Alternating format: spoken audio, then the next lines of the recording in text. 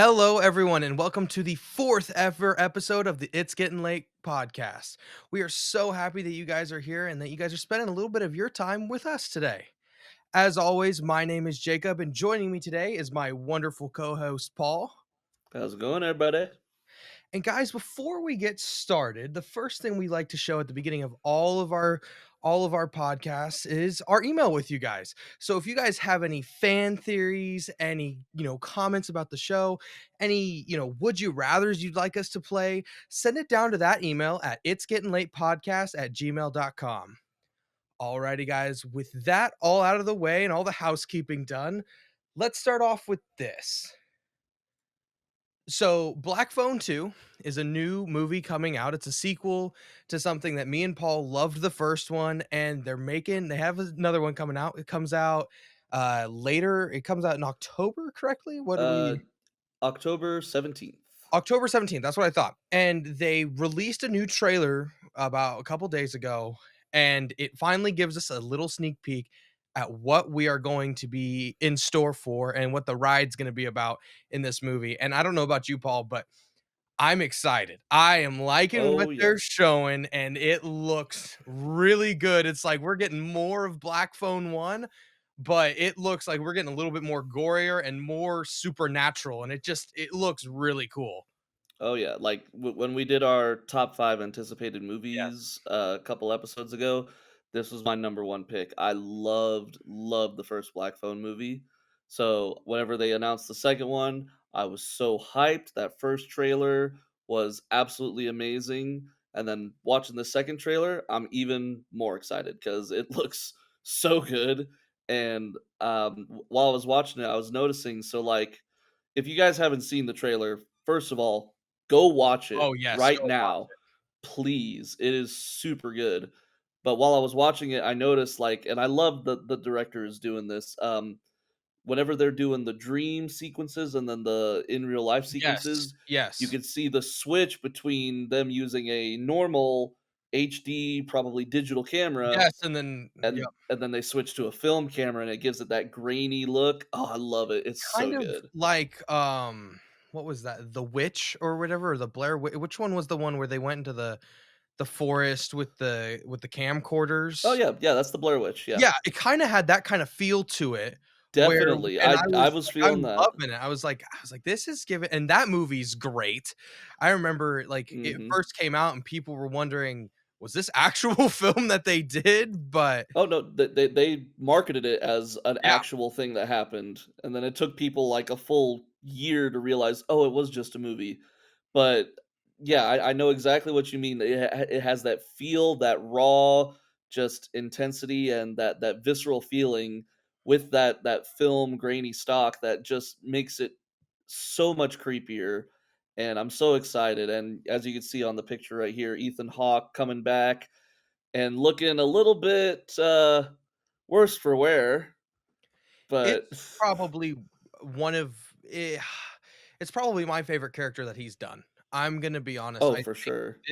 the Grabber is probably my favorite character that he's done, and he's just great as it. He's so menacing, he's so spooky and scary, gets under your skin like, "Ooh, ooh, that's creepy." Oh, Like, yeah. I love it, and I actually saw it on the big screen today, the trailer-wise, when I went to go see Conjuring, and we'll talk about that later, today, guys, but I saw it on the big screen as well, and I was like, "Oh, this looks even better." Like, it just there's something different about seeing it in a theater, and that's why we love movies so much, but this trailer just it really like, it keeps everything from the first one, and it just feels like it's making it better. Like, we're adding more Mhm. characters in, and so it's like he's not just spooking, one character, he is now spooking a group of people and they're in a small little environment. And I also am I've always loved the winter setting, not only in just movies, but also just real life. I just love winter. Winter's my favorite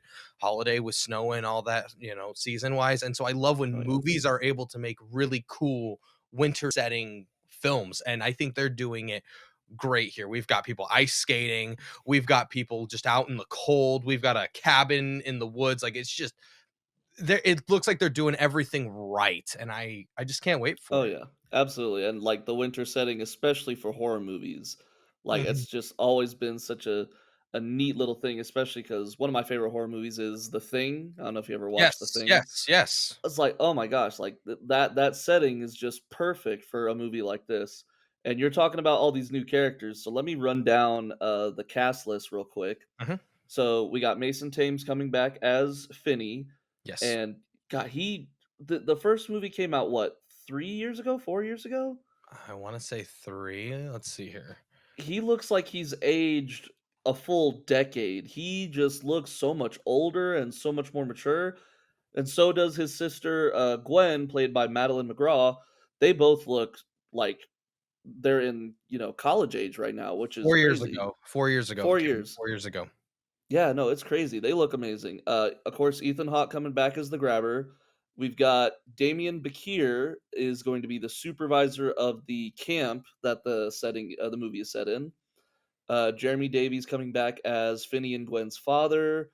Ariana Rivas is going to be the niece of the supervisor, Damien Bakir. And then this is interesting. So I just saw this. Do Yes. you remember Finney's like friend, the Robin, who was the guy who Yes. beat up the bully? Yes. So that actor is coming back. Miguel Mora is coming back, but not as Robin, as his brother. It's very interesting, yes. Well, yeah, I'm like sitting there like, "Ooh, that's interesting." So, what's his deal gonna be? Is he gonna be like, "Hey, I know you were best friends with my brother," or like, is he gonna be like, "I think that you're the one responsible for my brother getting killed"? Like, I'm very interested to see what that goes on there. This movie just every time we get, get more and more sneak peeks at it, it just keeps getting better, and I personally would be fine if they did not release another trailer for this movie. Yeah, no, I've seen everything I needed to see. Put me in the seat for the theater. I'm ready. I think they'll probably do one more trailer that's like a "Buy tickets now" type of deal. Right. I think they'll do probably one more thing where there's a couple extra things and they play the trailer out a little bit different than the other 2, but Mhm. this movie just keeps getting better and better, and it's gonna be interesting at the end of the year which one we choose as our best horror movies because it's been a pretty good year for horror, especially with weapons as well. It's like Yeah. I'm wondering, is this gonna be better than weapons or is this gonna be on the same like it's gonna be on the same playing field, but it's gonna be like Oh, which for one's sure, better? but it is gonna be a little bit of a battle for the top spot, I think. But I was telling you earlier when I saw the trailer, I'm like, basically, he's turned into Freddy Krueger almost. Yeah. Like, not just in terms of his new supernatural powers, but also he's looking a little bit Freddy Krueger just with his face being torn off like that. So I'm hoping, and I think you said this whenever we talked about Black Phone last time. I'm hoping that the grabber gets put into the Hall of Fame with all the different horror movie Yes. villains like Yes. Freddy and Jason and Michael. I would love to see this character stick around for a while. I hope if they keep doing these movies because I think this one will also be a success. So I think it's not easy to say that we get a Black Phone 3, but I wouldn't be surprised if we did. Mhm. I hope it doesn't get to the point where it gets stale like how those other slashers did, like you were referencing, Yeah. because they Yeah, well, always get stale. And they personally, do. in my opinion, the only franchise that has ever made a movie and there really hasn't been a really awful movie is Scream. I Yeah, know you Scream said that 3, before. yeah, Scream 3 is, uh, It is the meanderer of the yeah, bunch, but it's it's definitely still it's still a good movie, like, you can still pop it it's on and rewatch it, like, it's better than Jason Goes to Space or Jason Goes to New York, like, it's better than a lot of those other films, and I hope they keep it around, but I hope it doesn't get stale because yeah, I that's hope it doesn't overstay its welcome. exactly, and getting back to, like, you saying the Freddy Krueger thing, I'm almost more scared of him than I am of Freddy Krueger. Like, I don't No, absolutely. he is like Freddy Krueger, even though he is scary, he still kinda has hoky's not the right word, but he's got that silliness to him to an extent too. He did. As his movies went on, the kills and everything got sillier and sillier. Yes. But yeah, no, I feel you. Like the grabber, I'm not feeling any goofiness from him, Nope. just pure horror. pure horror and insanity from him, and it's really cool, and I can't wait to see it. But anyways, Same here. guys, what are you guys thinking of the new trailer? Are you guys loving the trailer? Are you guys hating the trailer? Are you guys just can't wait till Black Phone 2 comes out? Let us know in the comments below. Alrighty. So, up next, we're going to talk a little bit about Marvel Zombies. And this is a project that I have been waiting for a while, ever since they had their What If episode of it. And then they announced that they were going to make a TV series out of it. And I was getting to the point where I'm like, we're in September here and there's no trailer. And this is coming out on September 24th. I'm like, where's the trailer? And then boom, on Tuesday, they just drop it, and guys, it looks really good It and looks entertaining. awesome. I'm It excited for it. it looks entertaining. It looks like they took everything from the What If episode and they just raised it up, and they're like, "We're just gonna go, balls deep into this, and we're just gonna go, go, go with this idea." And I cannot wait for it. I am excited for it. They're gonna drop all 4 episodes on the exact same day. So we're gonna get it on the 24th. What is it? I think is the 24th what Um, day is that land on in the week? that is a good question. I think is it a Tuesday, a Thursday? It's a Wednesday, It's a Wednesday. Okay, so so middle of the middle of week. the week. Yeah, so we'll have our full Marvel Zombies review, guys, on that later that week's episode.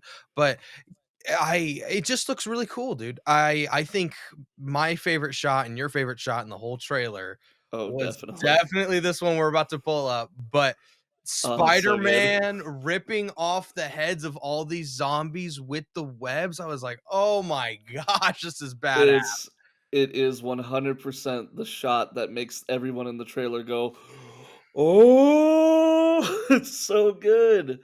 And of course, we're both huge Spider-Man fans, but Spider-Man's my number 1, and just seeing him, like, I never in a million years would I have thought to use his powers in this way, Yeah, because and he's not a rated it's R character. Like, this is, to my No, definitely. knowledge and what I've been seeing, this is the first kind of any type of, like, screen adaptation of kind of a rated R Spider-Man version, and Yeah, I think so. it's cool because it puts on that, well, what if Spider-Man wasn't holding back further past the symbiote, and it was like, Yep. he's gotta survive, what is he gonna do? Oh, he's gonna go and rip off the heads of his friends here, and it looks awesome. I It cannot looks wait. yeah. So the Spider-Man moment was awesome, but Mhm. the other moment was the Blade moment. Oh Yeah. my gosh, Oh, yeah. I have a love-hate relationship. Love because it's like, "Oh, this Blade is badass," and the fight with Ghost looks so cool, and when he chops Hank Pym and his wife, I'm brain farting on the name. Uh, Janet, Janet. there we go. Yeah. When he slices both of them in half when they're mini looks awesome, but the thing that the hate part of it is I hate that we don't have Blade in the MCU, like, Yeah, and it's also not being voiced by Mahershala Ali. It's obvious that the face of Blade is is Mahershala. modeled after Yeah, Mahershala Ali, but I believe it's yeah, Todd Williams who is doing the voice, which is like, oh man, the first time that we get Blade in a quote unquote MCU project, yeah. and it's not the actor that we've been waiting for since they announced. When did they announce Blade? Like 2019, 19 2020? 2019. It was right I Oh think my gosh. it was right before COVID, I'm pretty sure it was the Comic-Con. Yeah, it might have been.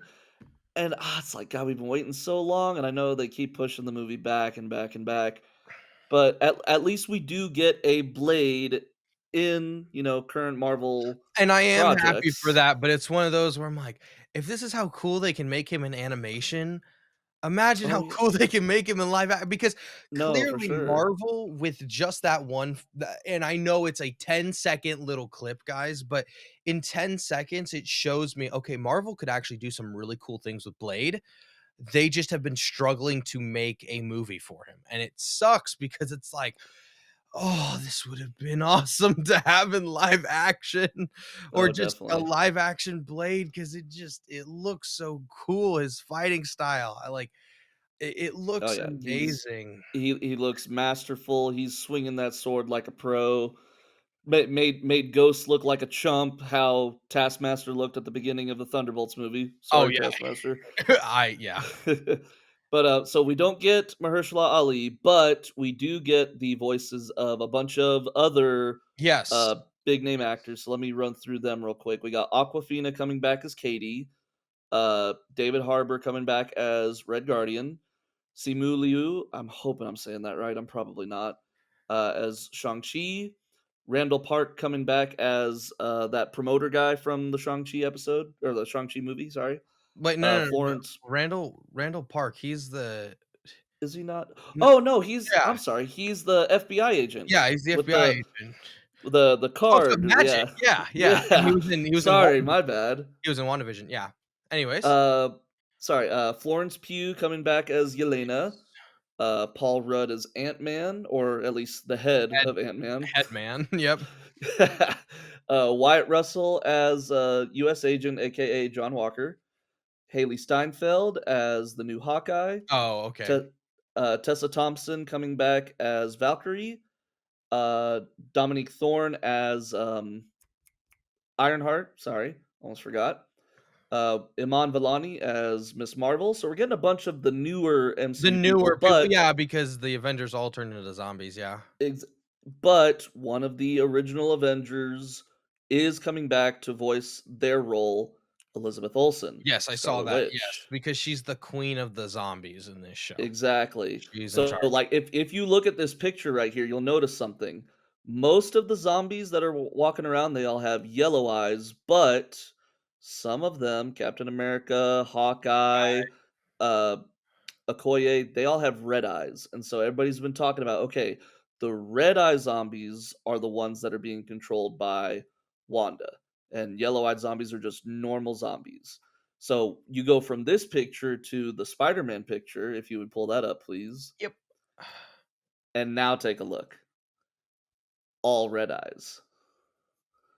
So it's not going to take Scarlet Witch very long to have an entire army of zombies at her disposal. Yeah, it's interesting, and I'm wondering how they do it, and I hope it's a nice little I'm assuming it's probably gonna be each 30-minute long episodes like What If, but I Probably. I hope they're I'm just happy that this was made. I'm just happy that this was made Mhm. because What If to me was very disappointing. There was only like 5 episodes that I actually liked, but besides that, What If was very disappointing and we Are kept you talking about the entire show or just that season? all 3 seasons. Really? I really did not like the what if they wasted the concept, dude. I it made Here's the other thing too.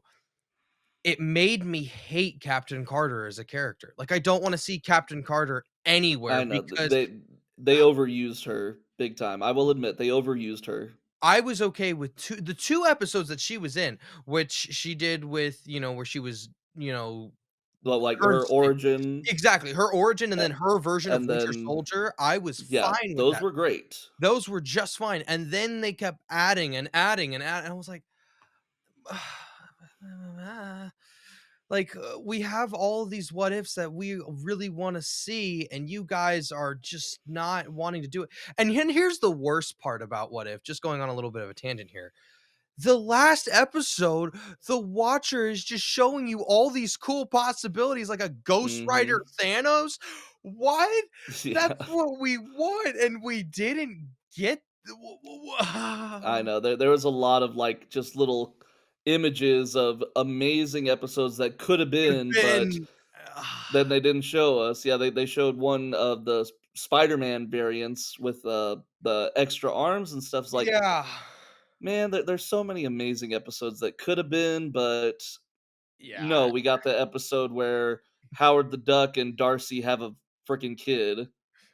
Like, I don't know if that was an episode we needed to see, Or, but what's the other one? I mean, Happy Hogan Saves Christmas is a fun episode, that but one, it was fun, but it was definitely weird. It's like, okay, so we just have a vial of Hulk blood sitting around. Why? and then the one thing that I just to tie this up a little bit, but the one thing that I hated about What If was they had the great story arc with the Doctor Strange Mhm. episode. That was awesome. I That is my favorite episode that they did, and that episode, I will go back and just watch it here and there because it's a 20 twenty It is. five minute story, and it is amazing storytelling. They underlined all of that in 2 seconds when he's all of a sudden bad guy Doctor Strange again in At the the end of season finale. 2, And yeah. season 2, I'm just like, "Why? Why? You guys finally you ended him perfectly in season 1 by giving him a purpose."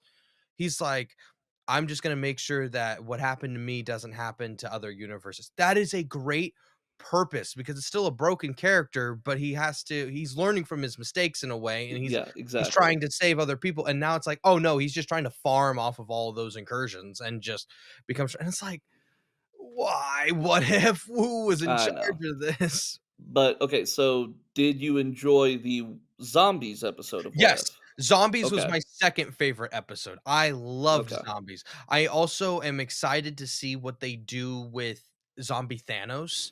I am really Oh, yeah. interested on what they do Dude, with Zombie Thanos. that's 100% where they're gonna start episode 1 because that's where we left That's off where we in the left What off. If episode, Yeah. like, with, Ant-Man, Black Panther, and Spider-Man all going to Wakanda. So, if that's where we're gonna start, that first episode is gonna be a banger for sure. I am excited to see because Zombie Thanos looks so cool. He does, he looks Oh, I just realized they didn't say that Josh Brolin was gonna be coming back, but I guess, Josh Brolin Well, also er, yeah, well, also all the zombies don't talk except for Wanda. Those are that's the only one that's been confirmed to talk. so Everybody far. Yeah, so far, all of the other ones are that are voice actors are not zombies right Not now. zombies. So we'll see. I would love if they brought back some of the other, OG voice actors, but either way, I'm so excited for the show. Oh, yeah, and I mean, it comes in what? 3 weeks? 2 3 weeks? weeks, yeah, or no, yeah, Yeah, 3 weeks, 3 3 weeks. weeks. It's the beginning it's of September. yeah, yeah, but anyways, guys, what are you guys thinking of the new trailer for Marvel Zombies? Is it got you guys excited for it? Is it like, I didn't really like the Marvel Zombies and I'm not gonna really watch it? Are you guys just counting down the days? Let us know in the comments below. Alrighty, guys. Moving on to a little bit of video game news. Marvel Rivals has revealed a lot of stuff about season 4 so far. And boy, does it look like a lot of fun. It does. But first off, the two things that are the biggest thing, Angela and Daredevil. And these are two characters that I know a lot of people have been wanting to see more Daredevil than Angela. But Oh, yeah, you've ooh, been wanting Daredevil for a while. dude, I am so excited for Daredevil and how they're doing it because guys, if we'll eventually do a ranking of our favorite comic book heroes, but Daredevil is my favorite Marvel comic to read. He's not my favorite Marvel superhero, but comic book wise, Daredevil is my favorite to read. And I am so excited for it. Angela looks like a lot of fun. She will be coming out in the first half of season 4, and the second half Daredevil will be coming out. And Angela looks like a whole lot of fun. She's a new Vanguard. So good. We're adding more Vanguards and we're splitting up because I bet Daredevil's probably going to be a duelist. I would not be Probably. surprised. Yeah. And so they're splitting it up. They're playing it well. They've got they I don't know if you've seen Paul, but the new battle passes came out and they've kind of revealed it because of all the people playing Angela early, all the content creators getting to play her early. Right. And the battle I pass kn looks awesome. I know it has something to do with, like, the fruit of heaven or the something like that. Yeah, I had it up here. the battle pass has a lot of mech type stuff. So there's like a mech Moon Knight. There's a Badlands Ooh, Ultron that looks awesome, and as a guy that likes to play some Ultron, I am so glad we're finally getting more skins for him. So nice. it looks awesome. I'm glad too because I've been complaining to this to you is that they'll reveal a character in these season trailers and they're just non-playable characters. They're just NPC bad guys. Like last Yeah. season, I was telling you how badly I wanted to play as Null, and Mhm. we didn't get Null. We got Blade and we got Phoenix, which is fine. Yeah. Yeah, they were pretty cool characters, but then Null, who's supposed to be the super amazing villain, and then, oh, like, well, we got these maps that you could play on Null's planet, but then you and I would play these maps as like, okay, which of the three maps that look exactly the same are we playing on? Yeah, they all look the same, and I just it's kind of like, ah, dang. And they also introduced a new mode, and it's fine. It's nothing Hmm. crazy, nothing groundbreaking. It's okay to play.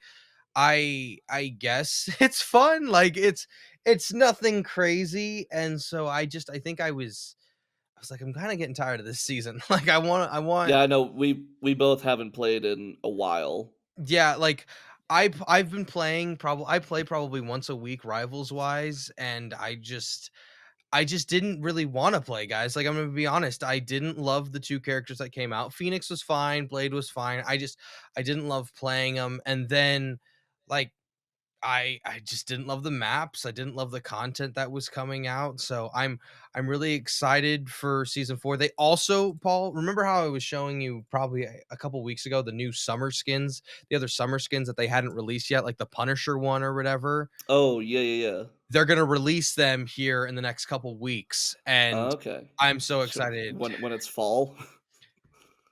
Okay, okay, A yeah, little bit late to the party, but I little get it bit because late. you gotta spread these things out. I understand that. Well, and it's nice though because even though they spread it out, it's still there's so much content. There is so much content that they have come out for this Mhm. game, and it's nice. And sometimes it works for me, and sometimes it doesn't. But this, I am really excited for, and I think Daredevil, dude, Daredevil's Oh, gonna I be know. awesome. I You've been hope wanting Daredevil since this game came out, and there's every time that they Daredevil and release, Deadpool, dude. Daredevil and I Deadpool, know. double Deadpool D. will be here soon. Don't worry, he'll be here soon. Dude, and then Deadpool's gonna be here, and everyone's gonna play him, and I'm not gonna be able to play him for a little bit, but it'll be fine. I wonder though. I'm seeing this, and this I don't know what you call it, but this spirit that Daredevil has coming out of him, as you guys can see. eh, Mhm. I I'm it looks cool, but I'm also hoping that that is not part of his kit. And the only reason why is because Daredevil, yes, he has been possessed by demons. Yes, he's been able to, fight the devil and all that stuff. Yes, he has done that in comics.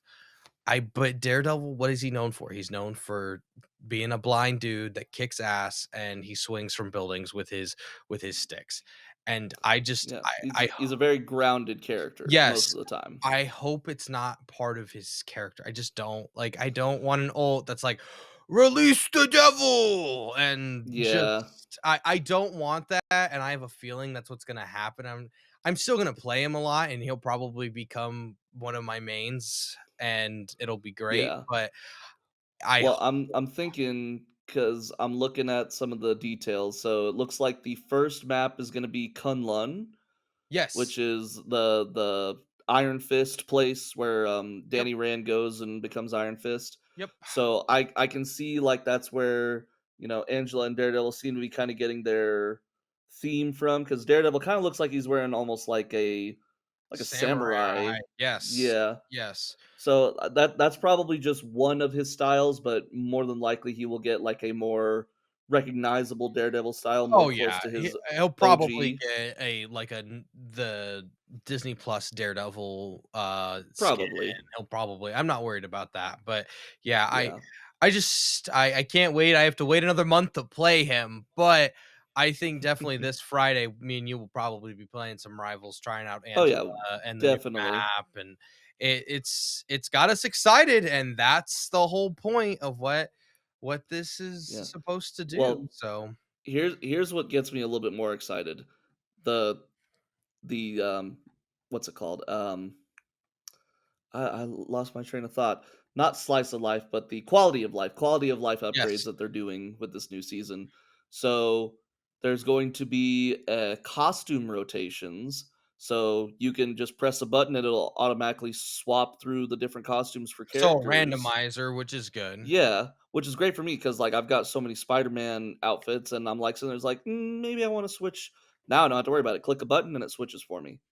You will also be able to have a custom ability VFX visibility, so you could see or hide other people's ultimate ability Yes, I effects. was really excited for that gameplay change because I was like, "Oh, so you guys have added these cool ways of, like, making cool ults and having certain ones do certain things," but then it's like, "Oh, well, other players don't even get to see, it's kinda lame," but then they made it Mhm. perfect to where it's like, "Okay, you can turn it on, but also if you hate looking at those, you can turn them off personally." I'm like, Yeah, absolutely. "Perfect, And perfect." then here's the big one, squad voice chat.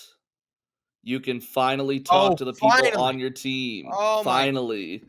finally. Like, because we have to keep hopping on a Discord just Discord. so we can talk to each Yeah, other, but yeah. then nobody else on our team can hear us, so it's like, man, that kinda really sucks. Because like, it'd be great to say, "Hey, yo, they're all grouped together. If we got an Iron Man with an ult ready, blast him." That would be amazing. Yeah, I mean, they do have a group chat, but it's like we can't switch easily in between them. It's like we No, have to yeah. all it's yeah, it wasn't great, but I'm glad they add those are gonna make the game even better, and they always find ways to make it better. They also added a favoriting system as well to your heroes. So if you've got like 5 characters that you prefer, you can favorite them, and then you have a favorite menu, and only those 5 are gonna show up in your Oh, favorite menu. that's cool, I like that. Yeah, so they just keep adding good things to the game, and they know their community, and they listen to their Mhm. community, and it's great. I've said it so many times to you, Paul, but this is probably in all my years of playing video games, the most responsive team I have ever seen in gaming, Absolutely. and Yeah, they no, understand it. they Like, do, and they do everything that they can to make sure that the fans are happy and keep coming back to play their game, which yeah. is something that other games, Overwatch, should learn from. Yeah, Overwatch is getting better, but yeah, Call of Duty. But yeah, no, I get it, and it is nice. It's really nice. Like you're adding characters that people want. Like you Mhm. tease them in certain seasons, and then you add them what we want. You're adding just quality of life. You're constantly changing up the meta, so the game never really feels stale. You always have so much content out, so I never feel like, oh well, what am I playing for? You have a new hero come out every month. Like it's just it is. I've never had so many choices and so much stuff thrown at me this much, I think since Fortnite was in its peak, dude. And even then, Yeah, no, I agree. Fortnite wasn't even doing as much content as they are. Like Fortnite, yes, had a new update every week, but these guys, it's like, oh yeah, we've got a new skin, a new mini battle pass for you. Oh, new mini Yeah. battle pass. Oh, next week we're gonna have a new map for you. Oh, after that we're gonna have another mini battle pass, and then oh wait, that's you got one more week. Kind of figure it out, work it out, and then oh, you've got a new either a new season completely or a new hero or both. Like Yeah, no, it's like, absolutely, oh and my gosh. speaking of the battle passes, one of the things I do love about Marvel Rivals is because every once in a while, like, I get kinda tired of Marvel Rivals, I stop playing it for a little bit. But if I had a battle pass and I didn't finish it, unlike Fortnite, where if I don't play the game and then that season ends, that battle pass is gone and I can't get anything from it anymore. Marvel Rivals is like, oh, no, no, no. You can keep getting stuff from this battle pass. You paid for it. You will get it if you just keep playing. It's like, dude, thank God. Because otherwise, I'm sitting there like, it feels like a chore. Like, I Yeah, and have to play Rivals if it's I want to nice, get the dude, stuff. because like, me and you did not play season 2 really much at all, like, we just didn't. Nah, nah. I When played it, when like Ultron's map play came out, I stopped playing. yeah, like, I played hard because I really was enjoying Ultron, and so I probably pumped about 12 hours into Ultron, and so I was loving playing it, but besides that, me and Paul did not play much of season 2 because it was not fun for us. We did not enjoy the maps. We didn't really enjoy much of it. And so we didn't play it. But here's what we did. Because we knew we were going to get the battle pass, both of us bought that battle pass. Like we knew we were going to keep it. So we both bought it because it's like, well, We'll grind it out in the next season. yeah. But anyways, guys, what are you guys thinking of this new season of Rivals? Are you guys excited for it? Are you guys, can't wait till this upcoming Friday? Are you guys happy with the 2 heroes? Let us know what kind of heroes you guys want in future season. Let us know in the comments below. Alrighty then. Well, guys, we've hit about the halfway mark, so it's time for the weekly ranking this week, guys. This week on our top 5, we will be ranking the top 5 comic book movies that have came out. Now, I'm let's put some rules on this. Let's put, yeah, box. Yep, put some rules in the box. The movies had to have been released in a had a theatrical run, theatrical release. They had to. So none of like the Fantastic Four movie. Now that movie was bad, but the Fantastic Four movie that they had to make so that they kept the Yeah, the rights. 1994 one. Yeah, Yeah. none of that, also, no animated movies like the DC ones that were really good. Mhm. Also, any movie that we selected, the character had to be made in a comic book before they went to movies. So, like, perfect example, Godzilla. Godzilla was in movies before he was in comic books. So Godzilla could not be on this ranking at all. So now that we have set the parameters out, these are our top 5 comic book movies. And Paul, we will start off with you. Alright, sounds good. So, I got a bunch on here from a lot of different places, but there are you will see a trend. So, my honorable mention for this week is gonna be Blade 2, and the Blade movies with Wesley Snipes are excellent. They're amazing. Blade Trinity, a little bit less so, but it was a still solid movie. And then, of course, they had to bring back Wesley Snipes for the Deadpool and Wolverine movie, but I love Blade 2, even more than the first one, just because Blade 2 felt like they hit that perfect mix of action and horror, and they gave him some actual, like, superpowers. In Blade 1, you could see a little bit of his super strength, but in Blade 2, this dude was jumping off of buildings and, hitting these amazing, like, superhero feats, and I think that Blade 2 is probably the best Blade movie that Wesley Snipes has done, best Blade movie, period. Hopefully, we get the Mahershala Ali Blade movie eventually, but until then, this is a good substitute. My number 5 spot, Spider-Man: No Way Home, which, as everybody knows, huge Spider-Man fan. He's my favorite, and this movie being at number 5, I mean, I love Spider-Man, love him to death. This movie is amazing. And the only thing is, it would not have been as good as it was if it weren't for all the other Spider-Man movies that came before it. Like, all the Tobey movies, the Andrew movies, and the Tom movies.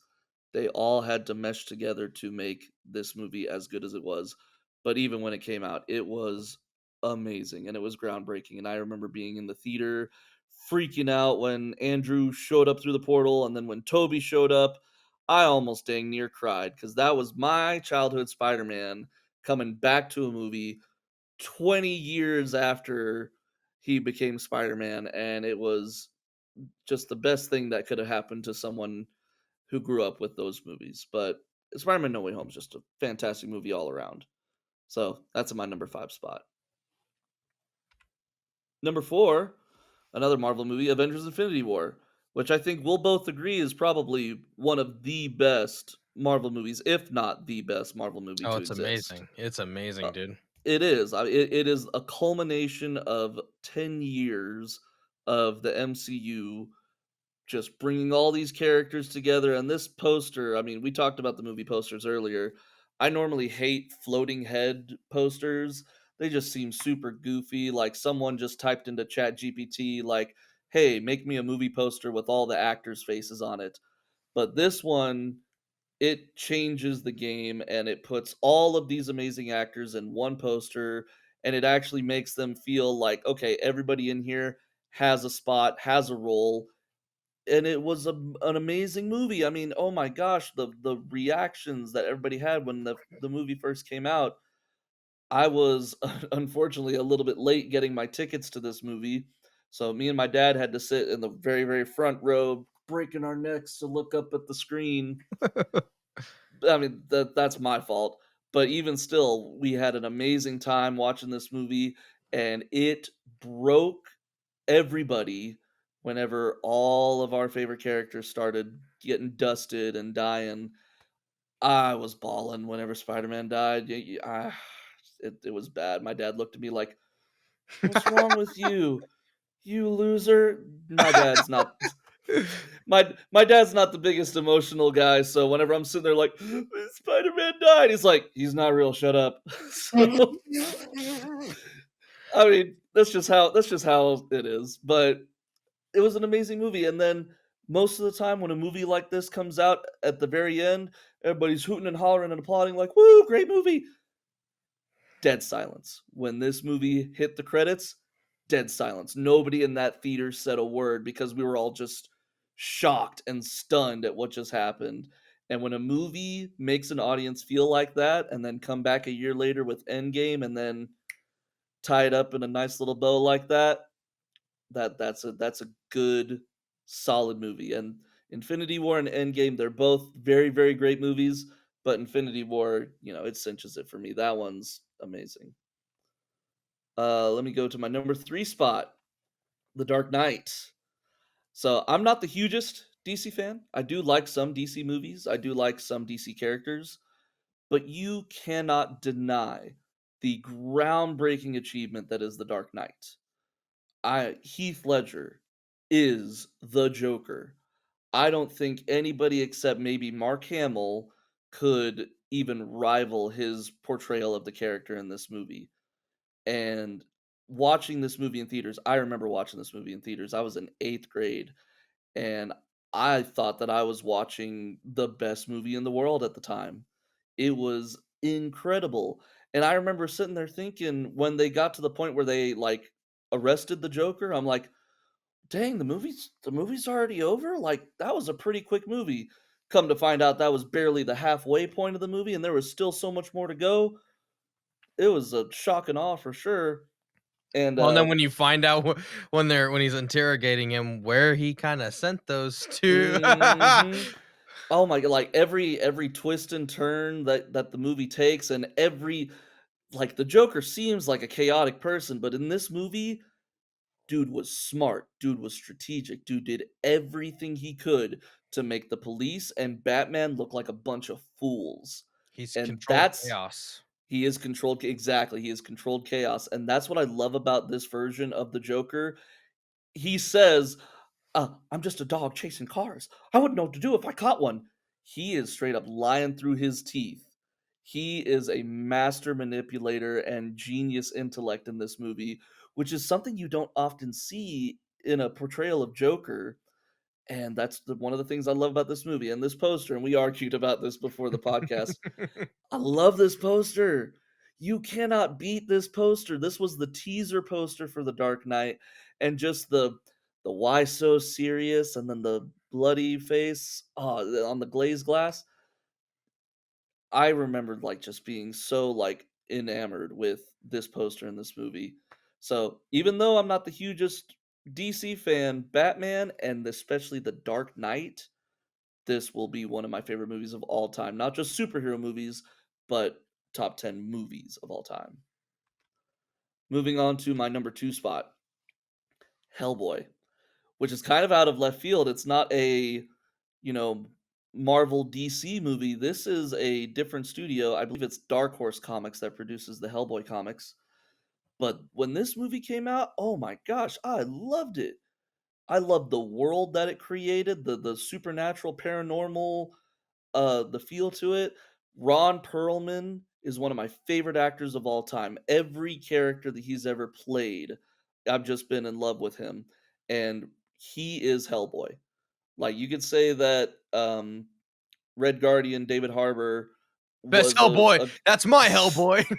I'm just jokes, guys, but I know, but he is a good Hellboy, I will admit. I love David Harbour, he's a fantastic actor, and I do love his Hellboy, but I'm sorry. Ron Perlman is Hellboy, just like Heath Ledger is Joker, Ron Perlman is Hellboy, and love him, love Abe Sapien, love Liz, everybody in this movie, and then I went and, like, I didn't even know that this was a comic book until after I saw the movie, but when I saw the movie, I'm like, "There's comics for this guy?" And I went and found so many comics for this guy, and I'm reading through them, and I'm like, so there's like it was like my first because I'm used to the normal superhero Spider-Man, we're gonna beat the villain of the week type stories. But the Hellboy comics, they are dark, they're gritty. The heroes do not always win. and it is And Dark it Horse Comics, by the way. Okay, thank you.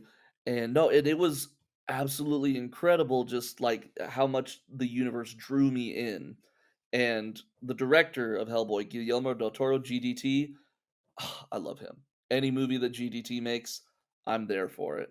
So Hellboy's number 2 for multiple reasons that this was one of my favorite movies as a kid. But going to my number 1 favorite movie, if you guys haven't figured out what it is, it's Spider-Man. It's always been Spider-Man. It's always gonna be Spider-Man. Some might argue that Spider-Man 2 is the better movie, but I've always been a sucker for origin stories, and this movie is the best superhero origin story ever. Some people might say, "What about the Superman movies or the Batman Begins movies?" No, you cannot tell me that those movies hold a candle to Spider-Man, because this movie was the perfect way to show a young Peter Parker getting his powers, graduating high school, and learning to become a hero in his own right, and facing off against one of his best villains ever, Willem Dafoe as the Green Goblin.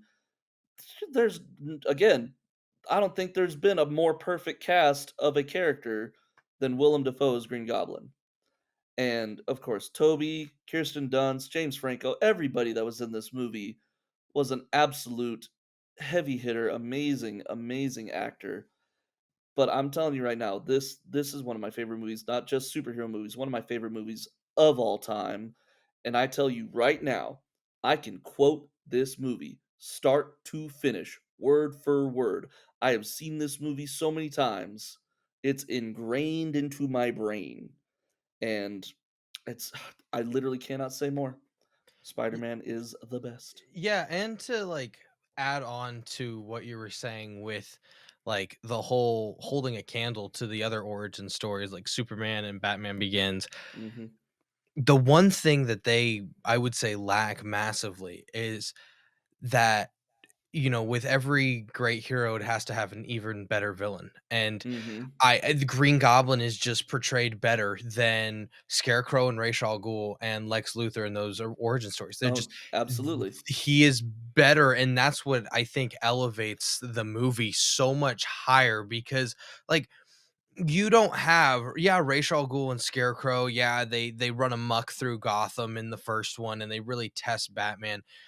They didn't show up and blow up Aunt May and and do all this. Yeah. Like, It's they didn't show like, yes, he burned down Bruce's home and stuff like that, and they issues, but, like, truly, like, But no, like, okay, the one of the best quotes from Green Goblin in this movie, it's like, "How do we kill Spider-Man? The heart, Osborn. You must attack the heart." That is what makes a good villain. They know what makes a hero run scared. Yeah, Ra's al Ghul burned down Bruce Wayne's mansion. who cares? Boo-hoo. Who Yeah, he cares? He doesn't can care build about another he one. doesn't care about the mansion, and it's also, like, I think Willem Dafoe, his portrayal as well, like, his off and on is amazing, and Mhm.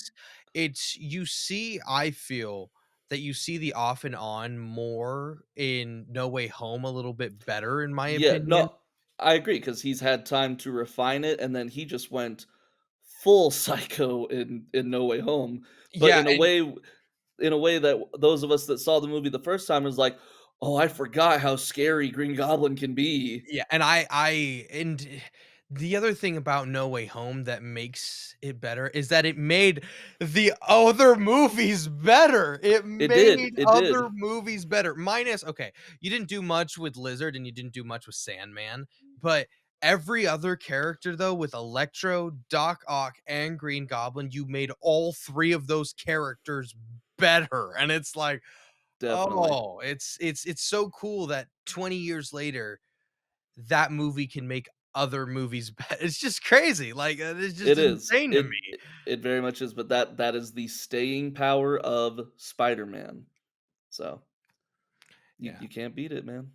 We sum it all up for us again, Paul. What do we got running it down again? Alright, my honorable mention was Blade 2, number 5, Spider-Man: No Way Home, number 4, Avengers: Infinity War, number 3, The Dark Knight, number 2, Hellboy, and number 1, Spider-Man. Awesome, awesome.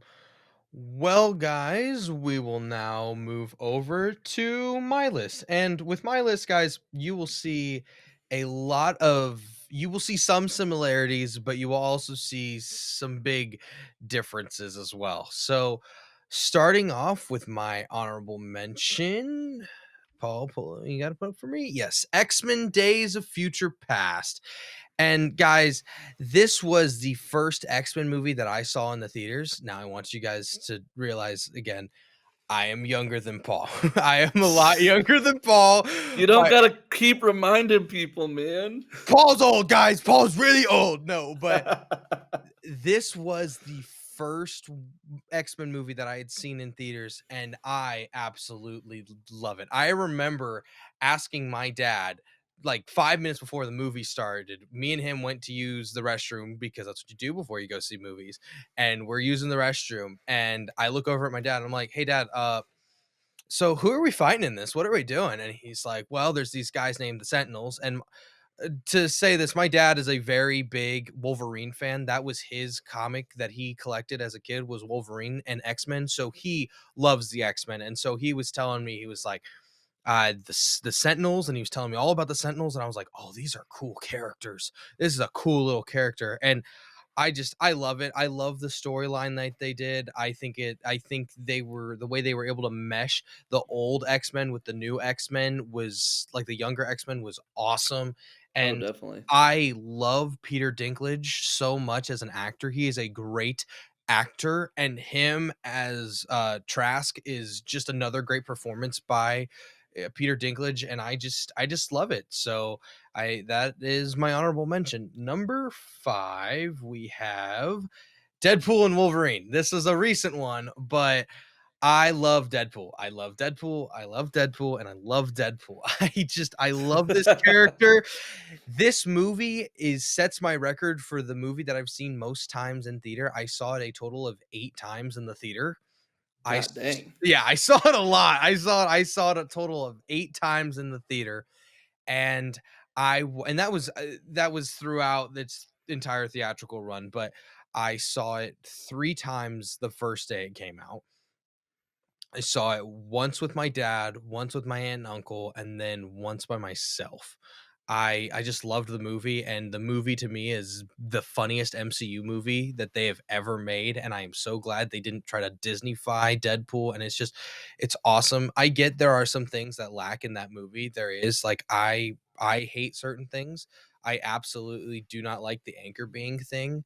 That is one thing that I really hate, but I look beyond that just because of how much I enjoy this movie. Oh, I just the rest of the movie is is top so tier. and I think it is the funniest thing that that the final battle, they just joked it off, and he's Oh, just yeah. fighting a bunch of versions of himself, and they did everything right with the fan service with Wolverine and also giving a send off to the Fox universe in ways like the cameos were awesome with Blade Mhm. and you had Elektra and you the Gambit, dude. Oh, yes, I am Gambit, so yes. happy that Channing Tatum is getting to play Gambit because I remember when they casted Tatum as Gambit, I was like, "Really? We're gonna make him be Gambit? He looks kind of this seems kind of stupid." No, I love him as Gambit. They Dude, did they've been trying to make a Channing Tatum Gambit movie oh, for years, and it's like, awesome. thank God that they finally gave him the chance because he loves that character Oh, and you can so just see much. that he on screen that he loves playing it, and it's Mhm. awesome, and I think that he played it well. I think his costume looks awesome, and I'm so glad Oh, that he's yeah, coming back in Doomsday, and I hope they keep reusing him after Doomsday because Channing Tatum is awesome as Gambit, and I love it. definitely.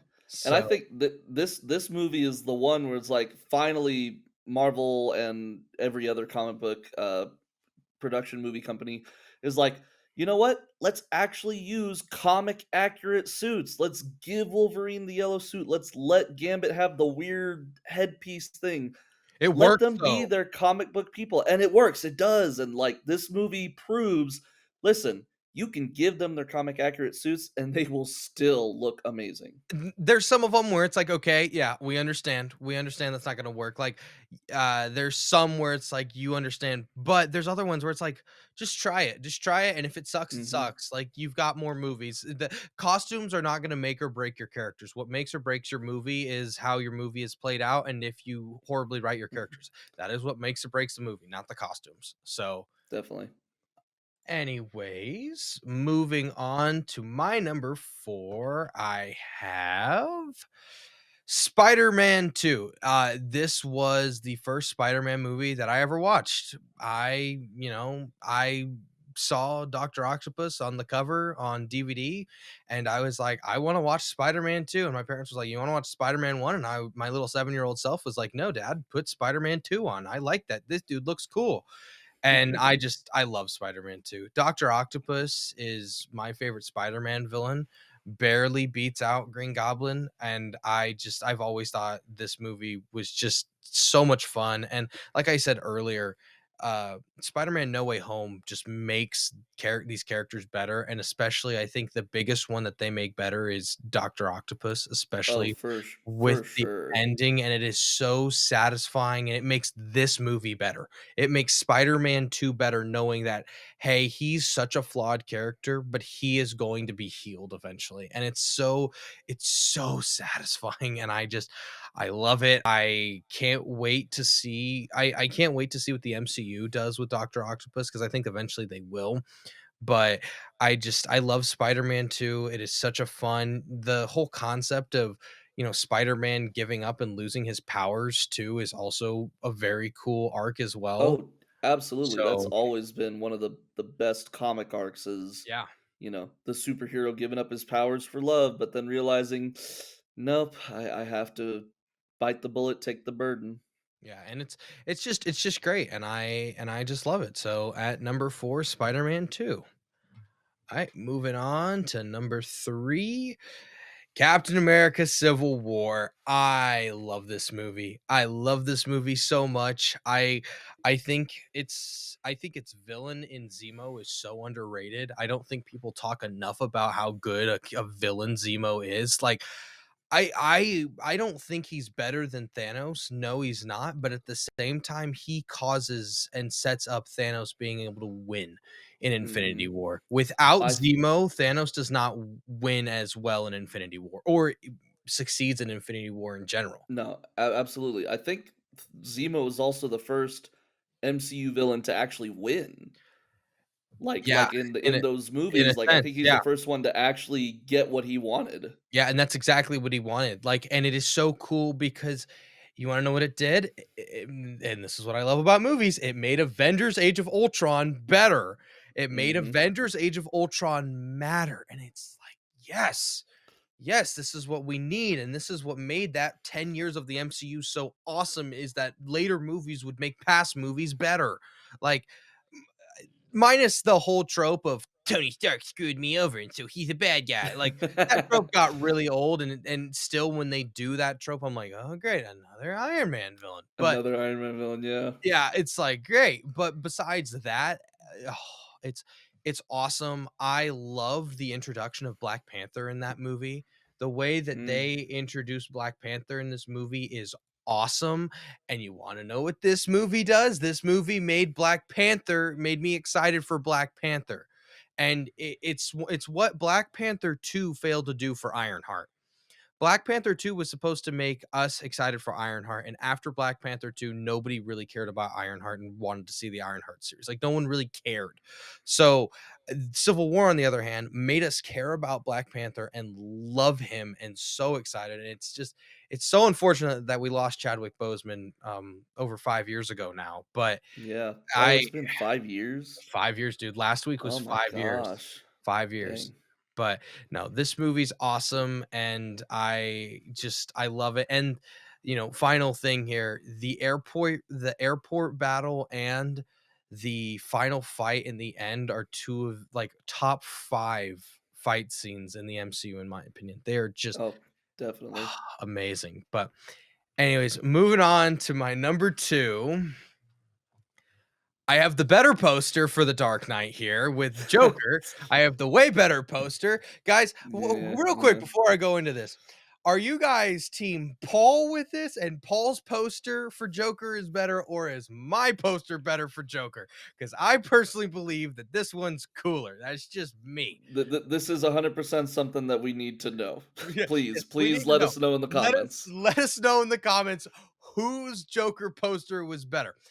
Anyways, I love this movie. Paul really hit it home with all the points that he said. Like it just I was amazing. It was funny. When I started watching the Batman trilogy when I was probably like 7, like, because I really got into superhero films around 5 or 6. And my parents, they were like, "Okay, you can watch the Batman films," when I was like 8 or whatever. They're like, "You can watch the Batman films. You cannot watch this one, though." So I had to skip for a long time between 1 and 3 because my parents would not let me watch 2 because of how scary Joker was. And I did not understand it. As an 8-year-old, I'm like, "Come on. Come on. Let It's me just a comic book it's movie. just Joker. Gosh, he does. I've seen Joker, Jack Nicholson's Joker. He's not that creepy. Like, what? He just giggles and he has little teeth and then I watched the movie when I was 13 and I was like, oh no. I Yep. I see what the rock is cooking here. I You I see. I you see wanna see why this pencil disappear? dude, that scene when I was 13 and watched that scene, I was like, "Oh shit, now I see why." Mhm. And I love this adaptation. I mean, you guys see how much I have Batman right here. Like I and this is from this is a Dark Knight replica from 2008. Like I love this movie. This movie is awesome. Everything from the bat suit to Joker to how they played it. Two-Face is amazing as well, even though Two-Face does not even show up until really the third half of the film and really show up. Two-Face is awesome, and it is my favorite design of Two-Face that I have ever seen Oh, yeah, besides the Arkham version of the Arkham Two-Face. series, yeah. Yeah, but live action wise, favorite Two-Face. Like you cannot do much better. And also the fact that they were able to do that level of CGI and all the visual effects with that in 2008, like No, yeah, it it has was stood the test. groundbreaking. It has stood the test of time, and it looks awesome. The story is amazing. I wish that, Heath Ledger would have stayed around longer because he truly was a gem, and it truly shows with how good of an actor he was that besides Joaquin Phoenix's Joker, this is the only, Oscar-winning performance that we've had from an actor in a comic book film. Like, and Yeah. even though Joaquin Phoenix won a thing for Joker, to me, Joker this is kind of a little bit of a tangent, but to me, Joker is not it is a comic book film, but at the same time, it's not. Like, The Dark Knight is a full-on comic book film. He's fighting Batman. He's doing all this stuff, and Mhm. he did this on top. The Joker is more of we're gonna go into a psyche of a really sick person, and we put a Joker's They're using the Joker we as, put a like, the Joker's basis. yeah, we put a Joker skin on it. But anyways, guys, the Dark Knight's amazing, and that's what I have at number 2. But my number 1, and this is my number 1 film of all time, is Avengers: Infinity War. It is the movie that made me fall in love with movies. It is the movie that I remember seeing it, I remember where I was, and it's every time April 27th comes around, it's like, "Yep, that I saw this movie." Like, I love it. It is amazing. I can't put it into words how awesome it is. Like it's just I love it. It's to me I had this conversation with a buddy of mine the other day was the reason why Avengers Infinity War is so good is because it's got I can put this in front of anybody. I can this in front of somebody that's never watched Marvel. I can put this in front of somebody that's always watched Marvel. I can put this in front of a person that's only watched DC movies. I can put this in front of somebody that's never watched a movie before and they will understand everything that is going on in this movie. Bad guy, big purple dude, good guys, everybody else besides purple dude and his little army. Like you can tell who's the good guy, what is the bad guy trying to do, What do the good guys need to do to stop him? And you know every you understand the movie, and I can do this. And that's to me what makes this movie so great because you can't do that with Endgame. I cannot put Endgame in front of a random person and then be like, "Oh yeah, I understand what's going on." Like you can base things, but Endgame has so much innuendos like why do I care about the Infinity Stones? What did this purple guy do? Why is he all scarred up? Why are they all pissed? Why did everyone die? Like Endgame's a much more of a payoff movie. Infinity War is a more complete package, and the ending to me is the best ending they could have ever came up with. It's a perfect ending. And it doesn't have to be movies do not have to have good or bad endings. That is not what makes people walk out of it, loving a movie. What makes people love a movie is whether or not the ending is satisfying and if you feel satisfied at the end of that movie. Even though you had a pit in your stomach and you felt horrible and you're like, "Wow, they just killed all my favorite characters." You walked out of it satisfied. You were like, "Okay, I hate this, but I'm satisfied with how it came through because everything that led up to it made sense. There was not many plot holes. There was nothing. It was like, okay, everything happened for a reason and everybody messed up here or they did this. And that is why Thanos got further and further into his mission. And so that's to me why I love this movie so much. And I watch it constantly. I Oh, watch yeah. it over and over. Like I'm gonna watch it this weekend. I have a project due for school and I'm gonna rewatch it because I have to break it down. So I just it's amazing, dude. It's Oh, it amazing. is, and like we said earlier, a movie and a hero is only as good as his villain, and Infinity War with Thanos, I think that's probably one of the best portrayals of a villain in any movie, like and people have said, "This movie, it's not an Avengers movie, it's a Thanos movie, this is Oh yeah. his movie," Oh yeah. And and and what makes it better is like there's always this discussion with Infinity War is like, well, Thanos should have been like doing what he does in the comics and he's trying to impress death. No. No. To no, no, me, no, no. that's always been That's a stupid reason. it's been very goofy, yeah, but Yeah. no, him thinking like, "This is how I'm going to save the universe," Because I don't want because I people to end up like my planet. Like exactly. it's like it's amazing because he is broken as a character because he saw everyone around him die because of overpopulation. And now Mhm. he's like, "I'm gonna save all these people because I don't want this to happen to people." And it's such a cool ideology. It is a cool way to show a villain is like, he's not malevolent, he's not or at least in his own mind, he's not evil, he thinks that he is the hero of the story, Yep. and he just has to do he's a good guy who has to do some bad things, at least in his mind. But, like, it's such an interesting way to portray probably one of the biggest villains in comic book history, Yeah. and I might get some flack for saying this, I think that that portrayal of Thanos is better than all the comics versions of Thanos. Oh, in my opinion, it is. Because like I said, I think it's very goofy, the whole, "I wanna kill people for death." Like, Yeah, to me, that's hokey. Like, that's very hokey and would not have I say this, but just because it's good on a comic book page does not mean it's gonna be good in film. Most of the time, it yeah, isn't. Like, the difference between comic book pages and film are massive, and you see it with certain characters and certain things. Like, things have fallen flat on its face because it just didn't work, and I yeah. don't think that would have worked. I think people have been like, There "That is stupid." there are certain things that translate well and other things that don't, and I think that Infinity War figured out what works best, and they put it into one of the most amazing movies ever. Yeah. But anyways, guys, what are your top 5 comic book movies? Me and Paul just shared ours, and we love these movies and we cherish them very closely. And so, yeah, let us know, your guys' ranking, what you guys thought of our ranking, any other things that you guys want us to rank. Please give us ideas because we're not running out of ideas, but we'd like to know what you guys want us to rank. But anyways, guys, let us know in the comments below. Alrighty, alrighty. Well, moving on here. James Bond 007 First Light. Now, this was a game that was announced probably about a month ago.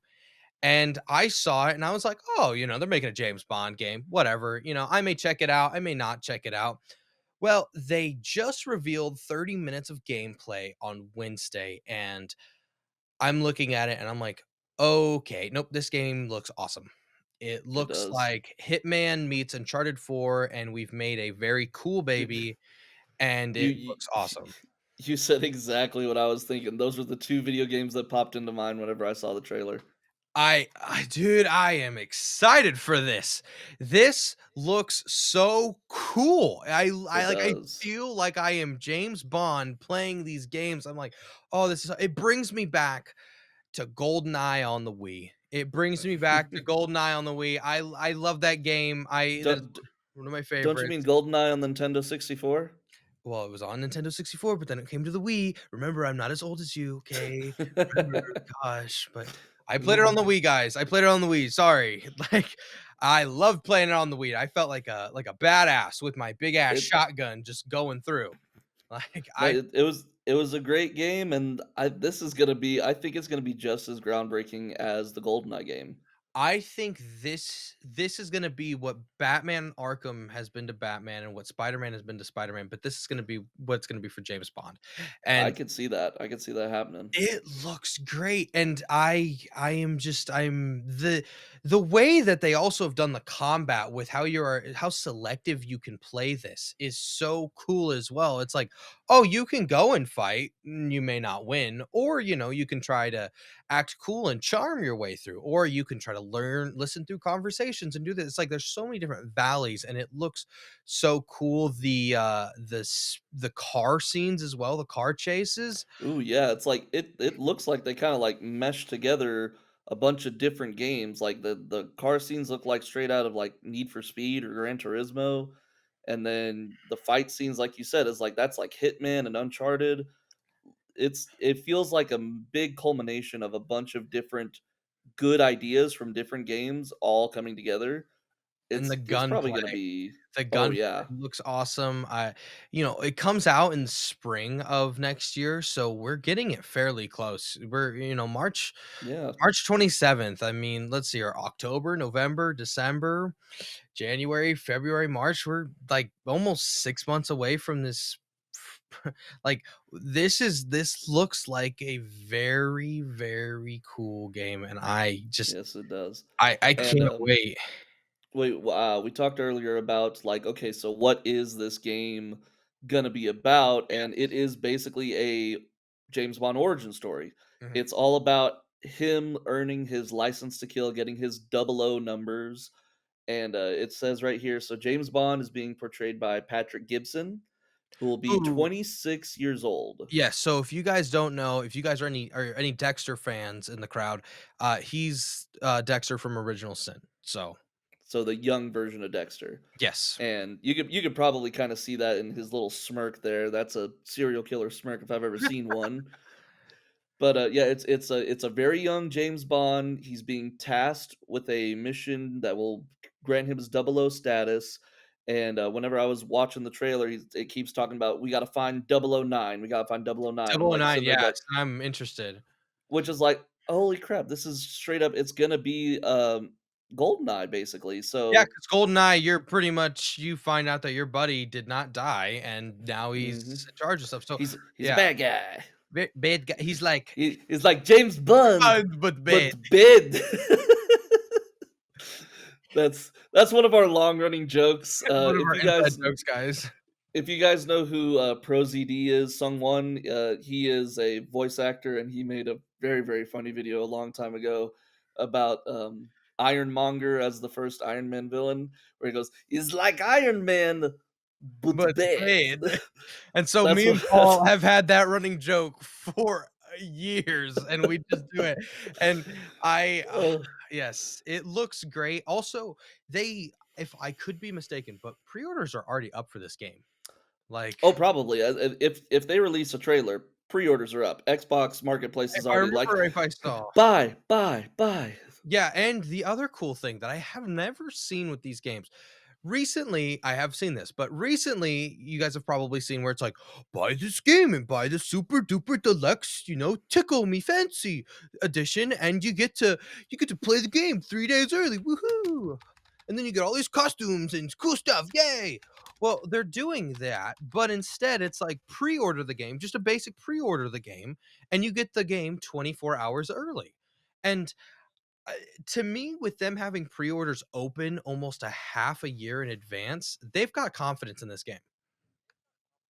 They have got some Oh, confidence yeah. in this game, and they feel great about this game, and they can't wait for this game to be released into it, and it looks great. The one thing that makes me think about when I saw this as well, and I want this game. This is just a fan being a fan and wanting a game like this. I've always wanted a James, not James. I've always wanted a John Wick game. And looking at the gameplay Mhm. that they have here, I would want this studio to do a John Wick game if there ever was a John Wick game.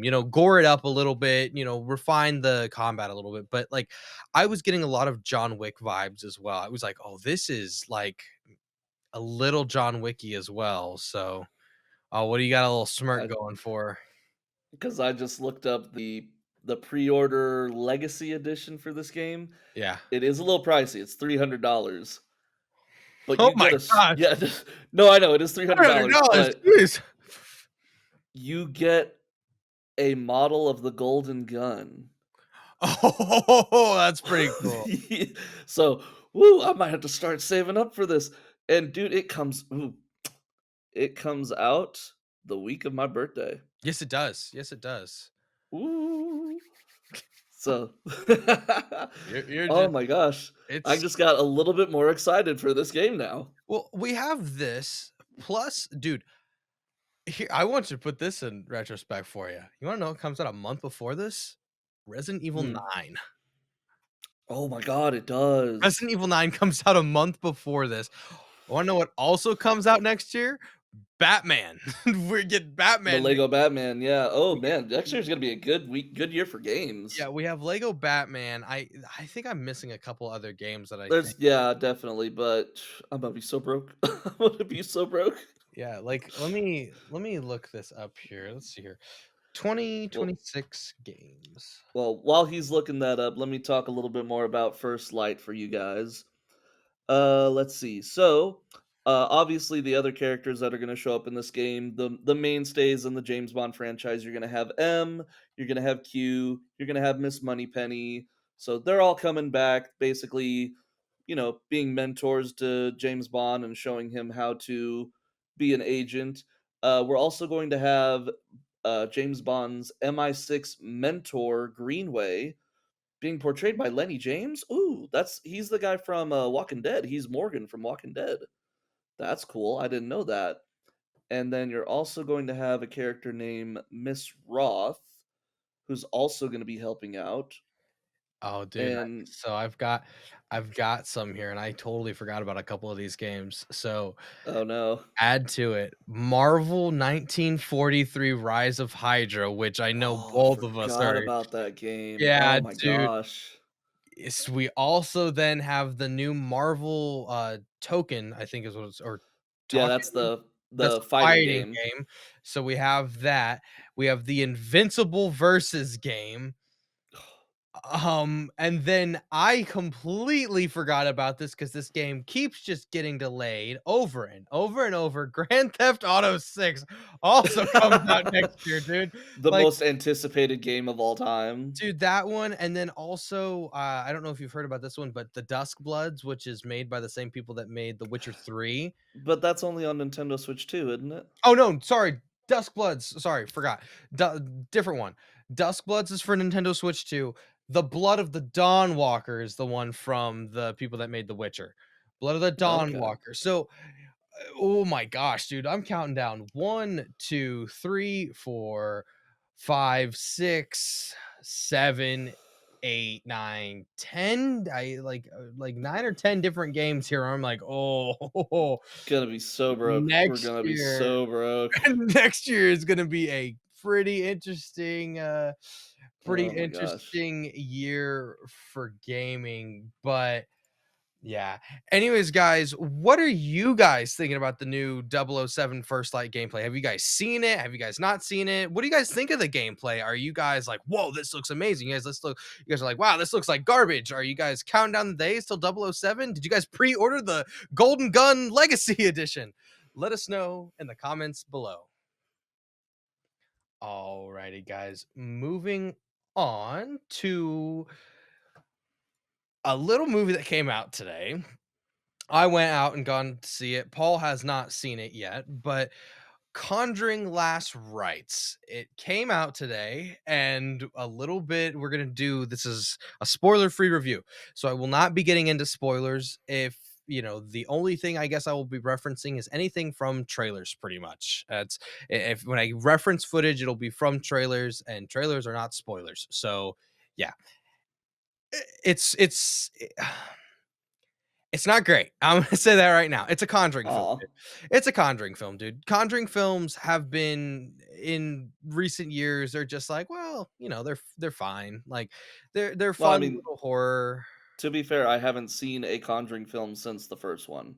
I haven't Yeah, seen any of the Annabelle films or the Nun films. This whole universe I've just missed out on because it didn't really capture me like other horror movies do. no, I get it. And like I think it's just kind of lost its luster, and that's kind of how it's felt Mhm. with the more and more we've gone through it. Some have been better. Like this one, guys, is not the worst. When I have to rank it for Conjuring films. Now, when I say Conjuring, I'm saying just the Conjuring, the four main Conjuring ones. This is probably the second best. I put Conjuring. My ranking for that is Conjuring 2, Conjuring Last Rites, and then Conjuring 1, and then Conjuring Devil Made Me Do It. Devil Now, I want to let you guys know, the top 3 and then Devil Made Me Do It, there's a big gap. There's a big gap. I did not love Devil Made Me Do It, but this movie is not bad, but it's like, okay, we're just gonna replay the same old beats over and over. Mhm. We're gonna do the same type of jump scares, the Yeah, I was same about to type of say setups. it did seem very much like rinse and repeat, just slap a new demon in front of us. Yeah, and the problem is that I have the big one is I'm like, I was watching it and I got out of it and I was like, this is just Conjuring 2. This is just the second one, and instead of the nun and the walking man, we've got these. I won't say anything about the demons, but like this is the demon instead, is this creepy smiley lady. Creepy, yeah, creepy granny right here. And don't get me wrong, it's a creepy looking demon, and Oh, it definitely it's is. very creepy, and the things that it does, I'm like, "Ooh, ooh, that's no. No, no, no, no, no. Don't do that." But, it's just it came off very Conjuring 2. You'll have a fun if you like the Conjuring films, go see it. If you like anything from the Conjuring universe, go see it. I think you will have a good time with it, and I think you will enjoy it, and I think, um you'll just have a good solid time. But if you're not a Conjuring person, I wouldn't recommend seeing it. If you don't care for how they run The Conjuring, do not go see it. You're not gonna like it. It's the same old, same old. There is nothing new. There's nothing. We're not changing it's the same beats over and over and over. And for some people that'll work and some people it won't. Like for me, it's like, yeah, it was fun, but I wouldn't say it's the best movie. I wouldn't say it's better than Weapons, like at all. Like it doesn't touch Yeah. Weapons. Like it's not anywhere near it. But like if you were like, okay, Jacob, thumbs up, thumbs down. I mean, I give it a thumbs up, but like percentage wise, I'd give it probably a 60%. Like it's fine, but it's very, yeah. It also at times drags for me. Like it's 2 hours and 15 minutes. And Wow, wow, really? yeah, that's what I Dude, said. for a Yeah. horror movie, that's an eternity. Yeah, horror movies just do not do well, and you feel it in the third act, guys. Like in the third act, you're gonna be so used to how they set up these jump scares and these little scares. You're gonna be like, "Oh, I know what's gonna happen." Yeah, Like, they get and pretty they predictable. are very predictable, and it's like, okay. And if you've seen Conjuring 2, you're gonna be like, "Well, we kind of already do that?" Like, it's very, very similar. Now, I know I'm shedding a lot of light on it, so bad light on it. So let's go into good light. uh Ed and Lorraine Warren are great. They flesh out their story even more in this, and it is nice. Like, and if they do a great job with fleshing them out more, and they're still characters you care about. They add their daughter. Their daughter Judy has been in the other movies with Annabelle and stuff like that, and they have Judy in the movie, and Judy is a nice little addition. She's very main character as well, and so it's nice to add somebody else into it besides just Ed and Lorraine. So it's fun, it's nice, but like I said, it doesn't break any new ground. It's the same.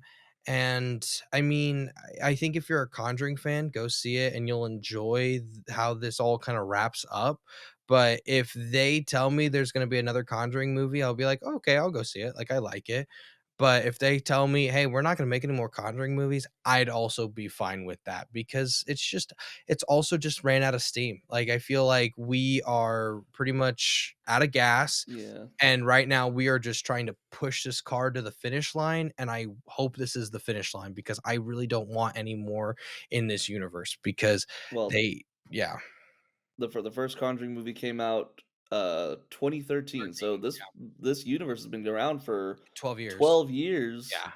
And it's obviously it's made some good money. Some of Oh, those yeah. movies racked in some big bucks, and even this movie said that it's expected to make around 65 million for this first Yeah. weekend. Which again, for a horror movie, that's not bad, especially Yes. if it's not as great as you're saying. So hopefully, maybe they will either end it here and call it good, or the next one they can make it more like what we want it to be. Yeah, I mean, but I also like you can make it better, but I don't know how really.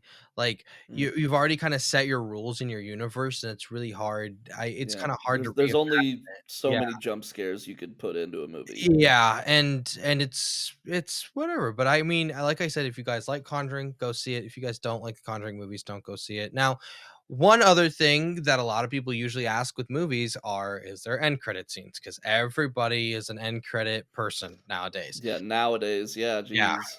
Um, and semi. There is and there isn't. So there's stuff that they have while rolling the credits at the beginning. I'm not gonna say what it is, but they have something kind of roll through the credits, and then there's a little cool little, not an Easter egg, but a cool little thing at the end, a little snippet, a little factoid thing at the end. That's kind of fun to look at. But besides that, Okay. there's nothing that teases something. If you are like, oh, I got to go to the bathroom, go pee. Like, don't even worry about it, and then just look it up online. But if if you want to stick around, stick around. There's little fun little bonus things. So yeah. But anyways, guys, what do you guys think? Are you guys like, I don't really like Conjuring? Are you guys like, oh, I love the Conjuring and I'm going to see it, going to see it this week, or I saw it Friday? Like, did you guys love the movie? Did you guys hate the movie? Let us know in the comments below. Alrighty, alrighty. Well, for our final topic, guys, the biggest thing that has came out this week was that Superman 2 has been announced. It has been announced for July 7th. What was it, Paul? Is it July 7th, July 2027? 9th, July 9th, of 2027. course, 2 days off. But July 9th, 2027.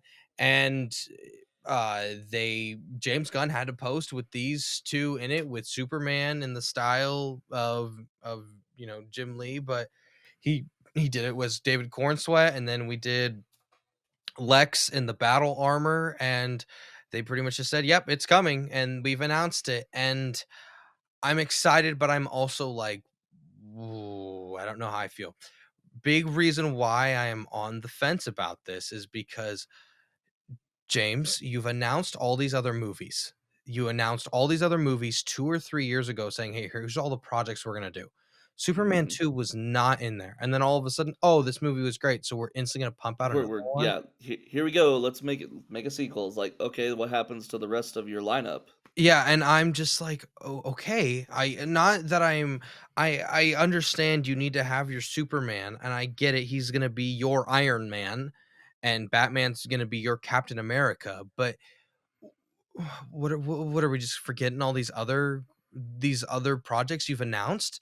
Like, me being a Batman fan, obviously, I'm really excited for Brave and the Bold, but take out Brave and the Bold. Like, you had a Wonder Woman thing announced. You had I think, a Mhm. Swamp thing. Yep. You had an Authority. you had all these other projects, and I'm like, "Okay, why aren't we doing those first?" Like, this just doesn't feel right. Like, it just doesn't. Like, and I personally I'm excited for Superman, but at the same time, I'm also like, I don't want this right now. I would like something else, especially if you're only going to release 2 movies a year, which he's kind of announced saying, "Hey, we're only gonna do about 2 movies a year." When are we gonna get all these other stuff? We gonna wait till 2035 and half of your fan base is just either like been dying for these movies and waiting, or your fan base is just kind of left, or like I don't know. I feel I don't love it. I really don't love that we've announced a Superman 2 already and it's coming in less than 2 years as well. Like I do not like it. Yeah, So, it feels like he's trying to strike when the iron is hot, which I get that. I do get yeah. that. But then at the same time, like I pulled up the list of all the projects that got announced. So of course we got Superman, which just released, Supergirl for next year, Yeah. Creature Commando season 2, Lanterns, which is also supposed to come out next year, Brave and the Bold, Clayface, um, which is filming right now, Swamp Thing, The Authority, a Bane and Deathstroke movie, and then a Yes, Wonder Woman movie I and a forgot Teen about Titans that. movie. Yeah, we've got all of these, and he announced those at his thing, right? Is the Gods and Mhm. Monsters YouTube video that he released. And exactly, and plus, these are all just the DCU movies, not including Batman Part 2, and then a bunch of other stuff, a Booster Gold TV show, Dynamic Duo TV show, Blue Beetle, like, there's a bunch of stuff over here that he's announced, and it's all gonna get, like, pushed off to the side so he can do Make the Superman Superman 2, 2. and I have no doubt that this movie's gonna be as good or better than the most recent one. I know it Mhm, will be, and I trust him, but I'm like, there's other characters here besides your Superman movie that people wanna see. Like, mhm. I like, I get it. Like, I am a Batman fan, so I'm always gonna be biased, and I'm like, I want Batman more than Superman stuff, but I also am like, "Okay, you announced a Batman thing before Superman 2," and as a Batman fan, I'm kinda like, I know I'm getting the Yeah, Batman 2 with Matt Reeves, but you announced this first. It's like, it's like when you go to dad and say, "Hey, I want a cookie," and dad says, "You can have cookie," and then mom says, "No cookie for you.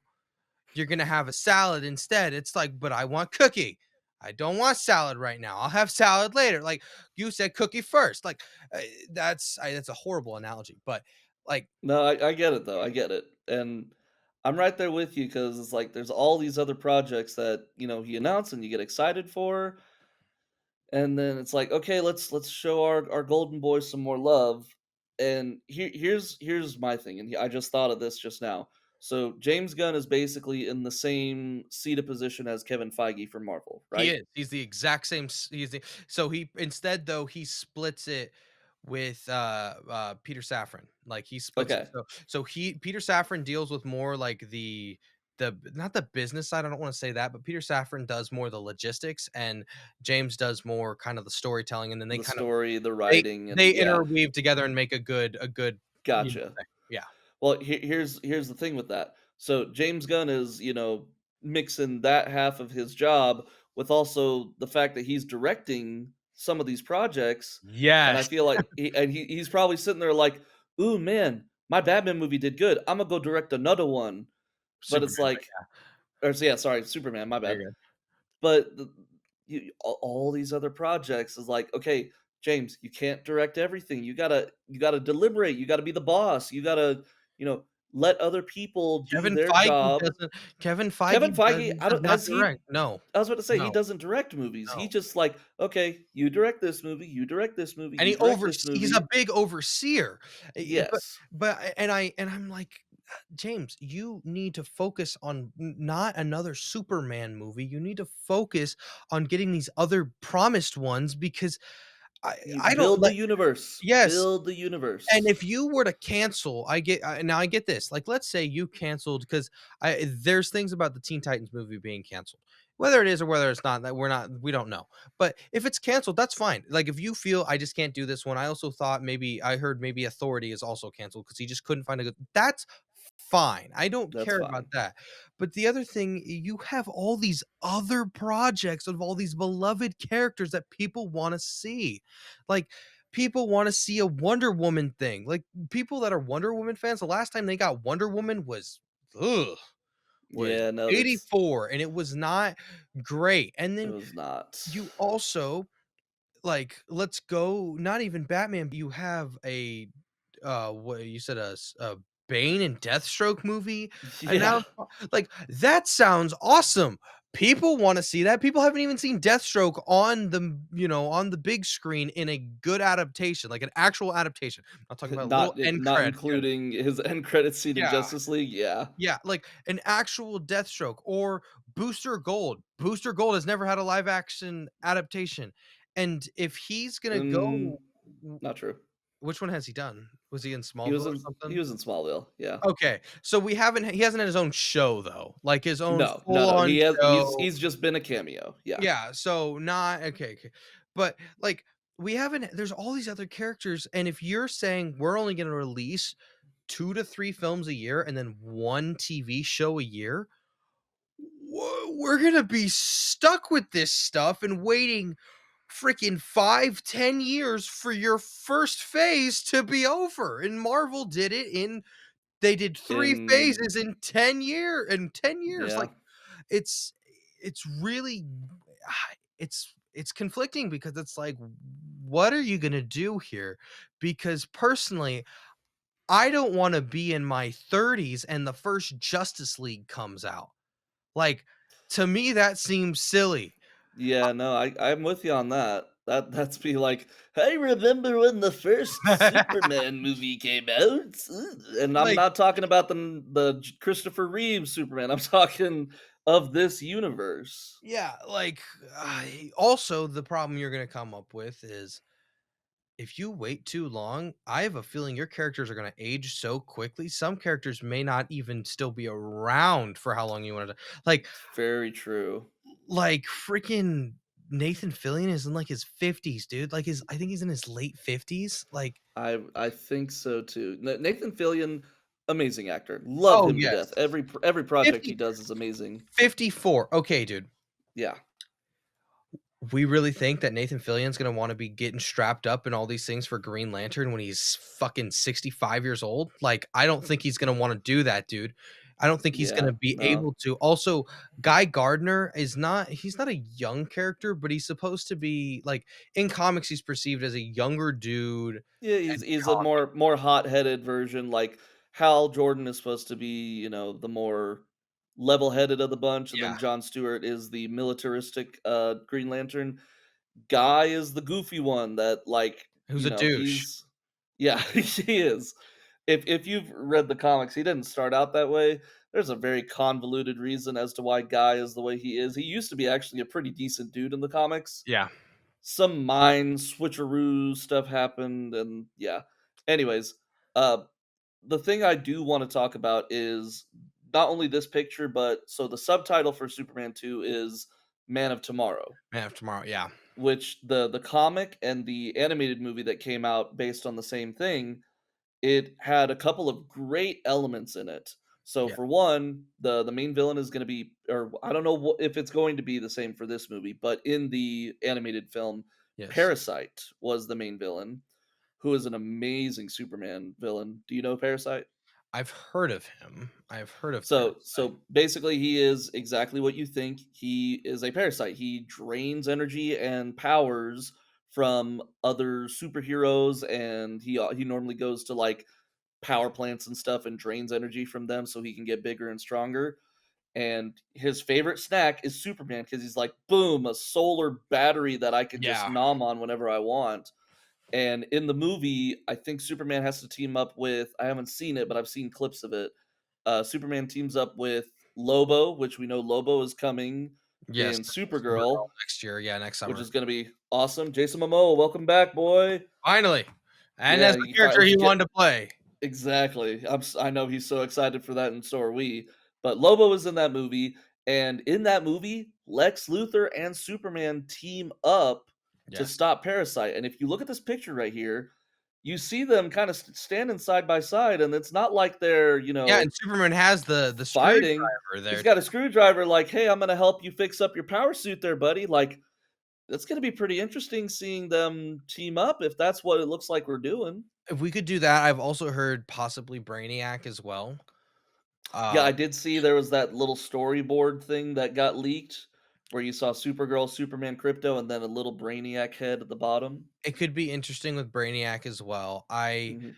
But I that's another yeah. character that Lex and Superman would team up to stop. Yeah, I just the only thing with Brainiac is that Brainiac is such a powerful villain that I hope that if they did Brainiac, they wouldn't do the thing that Marvel's done, which is kill their villains in one movie. Like, Exactly, I hope yes. Brainiac stays around because Brainiac is a smart and Brainiac has always been interesting for Superman, just being that in some iterations, Brainiac's been the reason Krypton dies.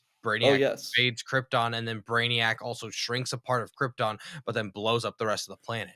And we don't Mhm. know why Krypton dies in this And universe. and that's a huge thing with Supergirl's character, like, she and Brainiac are, like, almost mortal enemies because that's her city that he just And "That's she mine now." remembers it. And she remembers it. Mhm. And Yeah, that's why you see her in the at the end of Superman a little bit of, having some issues with, stress, PTSD, yeah. probably dealing with the loss of her planet and stuff, so I'm sure we'll see more of that in her movie, and then, of course, that will lead into Superman 2. Yeah, they could do that. I mean, another one too is if you I don't know how they would do General Zod, but if you had General Zod as well, like Mhm. General Zod, I think would be fun as in this as well. Like, It would be. My only thing is we've had General Zod multiple times now, both in the original Superman 2 and also in Man of Steel, and then again in The Flash, which we yeah. don't talk about that movie. It was so unfortunate because Ugh. we're like, "Oh, you're bringing him back. This is awesome." And then No, we got excited for it, but then it's like, "Oh, man, why'd you have to do that to Michael Shannon, bro?" yeah, it was awful. But I mean, Zod, I'm assuming will come to the DCU eventually, and I hope that they do a great job with him. But I think Yes. we need a little bit of a break from Zod. Let's deal with other Superman villains because he does have quite a good list of villains to choose from. Like I said, Parasite would be awesome. Brainiac would be cool. Mr. Mootsie Uh, Plex it. Mix a Spitlick. Mrs. Yeah, that thank you. That's too much for me. See, Batman, since I'm a Batman guy, Batman's version's Batmite. Batman's a lot easier to say than Mr. Bada bada bada bada. Mix a Spitlick. Can you make him say it backwards? Yeah, that's the whole reason why. I think that'd be silly in a movie, but I could totally see James Gunn doing it. Oh, Like, Adventures of Superman, they put Mix a Spitlick in there, and yeah. I love the Adventures of Superman show. Oh, it's a really good show. Yeah, I think though, the other thing too you have to think about is all the 2027 movies that it's going to face as well. So you've Oh, got that's yeah. this, you've got Batman, you've got Avengers Secret Wars. There's one more I'm trying to think. Spider-Man. Spider-Man Oh, Beyond yeah, the Spider-Verse. That's three other ones you have to compete with. And dude, that one's gonna be if 2026 is heavy for video games, 2027 is heavy for superhero films. Like, for sure. and you try to think, and I'm looking at this, and I think Marvel and DC make a lot of money, make a lot of money during A lot. I a like it lot, a a lot. lot in 2027. I think though, okay, who do you think takes number one spot? Because here's how I look at it for box office wise. I think Avengers Secret Wars takes number one spot if Doomsday is good. If exactly, I was about to say the exact same If thing. Doomsday is bad, no. If Doomsday is bad, I think Superman will take it Come on, just don't because jinx us, man. I want Doomsday to be good. I know, but I think that's how that'll go. But what are you thinking No. though, box So office? yeah, I would agree. Doomsday probably being number one as long as And or if not it's Doomsday. Sorry, Secret Wars being good if Doomsday is good. and if Um, Doomsday is bad, who do you think takes it? the issue is like I love the Spider Verse movies, but just the fact that they are animated does decrease how much viewership they get and how much box office they get, which is unfortunate because the Spider-Verse movies are probably some of the best, not Animation, just Spider-Man movies, not just animation movies, but just but movies movies in in general. general. Yeah. Yeah, like, we are so hyped for Beyond the Spider-Verse, and then they're like, "Yeah, it's gonna come out a year after Across the Spider-Verse," and then they're like, nope, sorry. Maybe later." We thought it was gonna happen, but we forgot that we actually had to make the We movie had to make the movie. for that to happen. But, gosh, if if Doomsday doesn't do well and Secret Wars drops a bit, I could see Superman 2 maybe taking the top spot because it did make quite a lot of money this year. 600. Uh, We're sitting a little bit over 600 million right now. okay. I think the only 2 movies that beat it were Lilo and Stitch and then, surprisingly, Jurassic World, Rebirth, Yeah, which to my listen, knowledge, I'm a huge Jurassic Park fan, but that was not the agree. best Yeah, Jurassic Park movie. no. People just love Jurassic Park movies. You could throw a crappy one out there, like Dominion was awful, and it still made almost $1 billion, which Dinosaurs, dude. Dinosaurs eating people. everybody loved dinosaurs. But I could probably see Superman 2 be in that top spot. What are the other movies that are coming out? Oh, Batman. Batman, the Batman. Batman. But the Batman, is it gonna be rated R No, or I would say no? it's probably gonna say PG-13 just because PG-13? they've already But said it's so E dark, even dude. still, it is yeah, it's a lot dark So for a dark, PG-13 dude. movie, which is gonna limit the amount of people that go to see it. So, yeah, it's probably gonna be Superman 2 if Secret Wars is not gonna take the top spot. Yeah. Well, anyways, guys, what are you guys thinking about it? Are you guys excited that Superman 2 got announced? Are you guys counting down the days till July 9th, 2027? Who do you guys think will be the top box office for 2027? Let us know in the comments below. Well, Paul, it's getting late. It's getting late. So, with Yeah. that all being down, guys, thank you guys so much for spending all your time with us. We love seeing you guys every week, spending some time with us. Let us know everything, all different things you guys have going on. If you guys have anything you guys want us to review, any type of fan theories, anything at all, email us down at it's getting late podcast at gmail.com. Well, guys, that'll do us here for It's Getting Late. My name's Jacob, I'm Paul. and we'll see you guys next week. Have a great week, everyone. See you later.